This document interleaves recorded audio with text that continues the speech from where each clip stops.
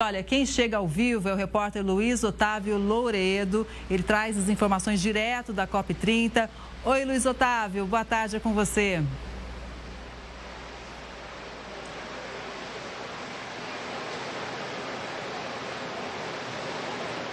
Exatamente, Kelly. Uma boa tarde a você e a todos que nos acompanham aqui no Conexão. Movimentação intensa de pessoas já nessa parte onde a nossa equipe de reportagem está, que é conhecida como Blue Zone. Essa é a área onde as delegações e os chefes de estado chegam para participar das discussões. Inclusive, nós chegamos ao 5º dia de programação de COP aqui na capital paraense e no dia de hoje as discussões são voltadas à transformação de sistemas em energia, indústria, transporte, comércio, finanças, mercados de carbono e gases não carbônicos. O principal objetivo é apoiar os esforços globais para triplicar a energia renovável e minimizar principalmente a emissão de gases por meio do uso de combustíveis fósseis. Um dos objetivos de todas as delegações que participam desse acordo é fazer com que as energias renováveis, como a energia eólica, a energia solar, além também do uso de hidrelétricas, seja colocada em prática para evitar a emissão de gases poluentes. Só que desde 5h30 da manhã, indígenas da etnia Munduruku fecharam a entrada de onde passam as delegações com o principal objetivo de cobrar providências por parte do governo federal devido a alguns tratados que, segundo eles, pode prejudicar as terras indígenas aqui do interior do Pará, como um decreto que prevê principalmente a liberação de embarcações para fazer o transporte de soja em rios como o Rio Madeira, Tocantins e o Tapajós, por onde basicamente passam também algumas aldeias indígenas e basicamente os povos originários acabam usando para a pesca e também para a sobrevivência. A movimentação, como eu disse, é intensa de pessoas. A gente chega ao 5º dia e toda uma força-tarefa da segurança pública já foi montada aqui na parte externa da Blue Zone para tentar evitar com que confrontos ou coisas parecidas possam acontecer aqui. Inclusive, eu estou ao lado do Gustavo Souza, ele que é diretor sênior de políticas públicas e incentivo da conservação internacional. Ele faz parte de uma ONG, no caso uma instituição sem fins lucrativos que existe há cerca de 35 anos.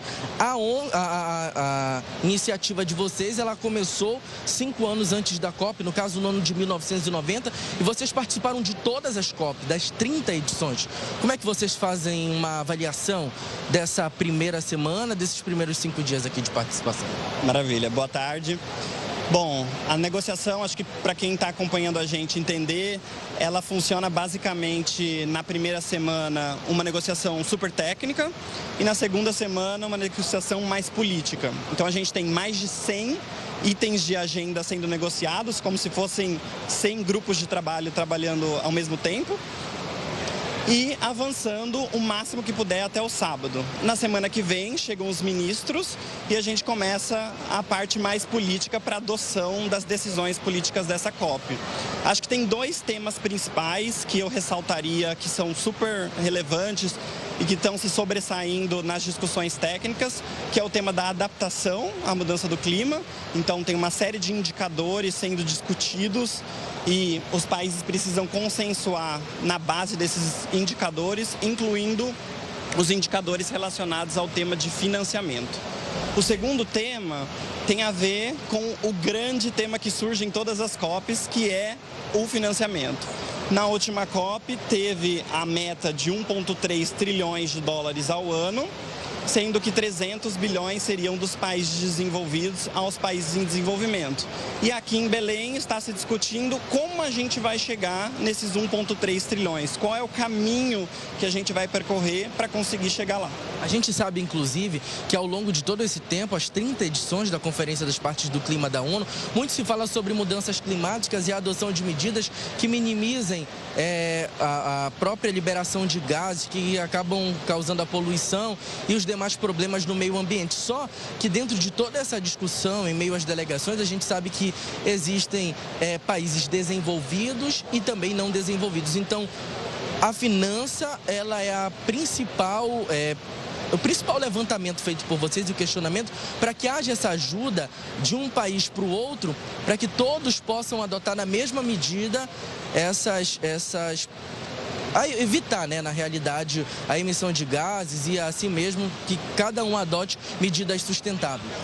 Sem dúvida nenhuma, o tema do financiamento ele é crucial, ele é chave, porque é o que vai financiar as medidas de mitigação e as medidas de adaptação para todos os países.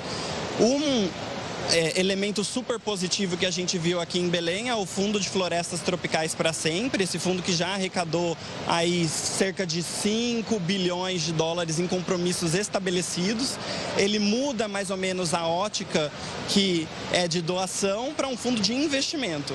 Ou seja, o Brasil está tentando captar 25 bilhões de fundos soberanos dos países desenvolvidos. E isso permitiria a gente captar mais 100 bilhões de recurso privado, totalizando 125 bilhões. Isso geraria anualmente e longo prazo cerca de 4 bilhões de dólares para países detentores de florestas tropicais, no caso o Brasil e outros. E isso é fundamental para garantir os objetivos do Acordo de Paris. Para a gente finalizar, são 30 edições de experiência. De acordo com essa primeira semana, as discussões, já tem mais ou menos uma ideia de para onde vai caminhar o final da Copa? A gente está sentindo um sentimento colaborativo e de retomada do multilateralismo dentro das negociações.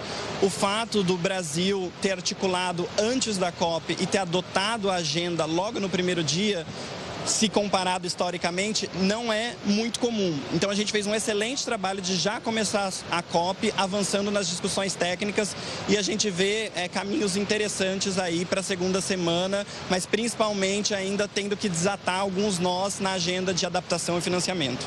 Muito obrigado, Gustavo, por participar com a gente aqui dentro do Conexão. Muito se fala, inclusive, Kelly, na própria adoção do uso de energias renováveis como forma de preservação do meio ambiente, até porque a gente sabe que o uso de combustíveis fósseis, ele é uma das maiores causas de poluição no meio ambiente. Isso é o que mais preocupa não só os especialistas, como as próprias delegações que aqui na COP estão para participar. Fim da primeira semana, uma boa expectativa de todo mundo que está participando, e é claro que a gente a qualquer momento retorna com novidades e um novo panorama sobre as discussões voltadas para o transporte e também para o comércio nesse 5º dia de COP30.